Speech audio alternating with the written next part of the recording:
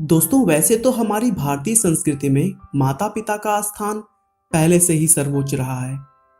लेकिन आजकल बहुत सारे अलग अलग देशों में किसी एक दिन को खास बनाकर लोग उसे खुशी खुशी सेलिब्रेट करते हैं। और आज उन्हीं में से एक दिन है जिसे हम फादर्स डे के रूप में जानते हैं। दोस्तों, फादर्स डे की शुरुआत 6 दिसंबर 1907 में अमेरिका के वेस्ट वर्जीनिया से हुआ था।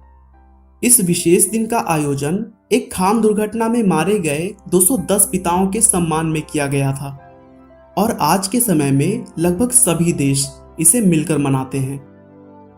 दोस्तों, यदि आज संसार में हमारा कुछ भी अस्तित्व है या हमारी इस जगत में कोई भी पहचान है तो उसका पूरा श्रेय हमारे माता पिता को ही जाता है।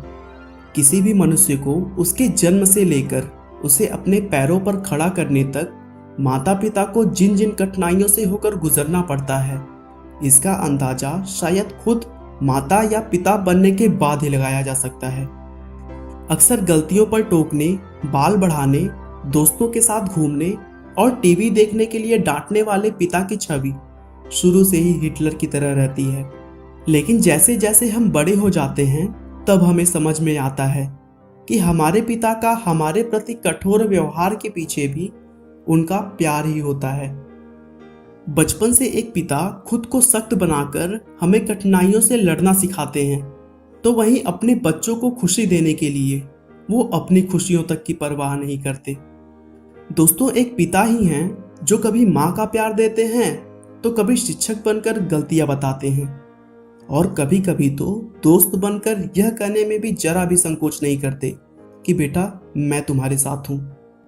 दोस्तों, हमारी सुविधाओं के लिए हमारे पिता पॉसिबल न होते हुए भी कहां से और कैसे व्यवस्था कर देते हैं हमें पता तक नहीं चल पाता।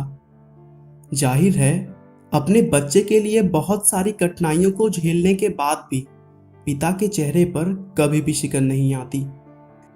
दोस्तों, आज यदि कोई डॉक्टर, इंजीनियर या किसी भी बड़े पद पर काम कर रहा है, उसके पीछे भी उसके माता पिता का त्याग, बलिदान और उनकी प्रेरणा शक्ति होती है।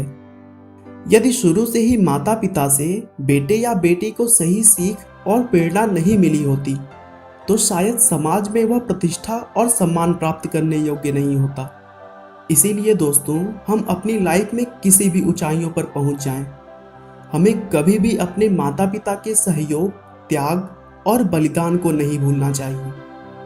माता पिता की सेवा द्वारा प्राप्त उनके आशीर्वाद से मनुष्य जो आत्मसंतुष्टि प्राप्त करता है वह किसी भी भौतिक सुखों से श्रेष्ठ है।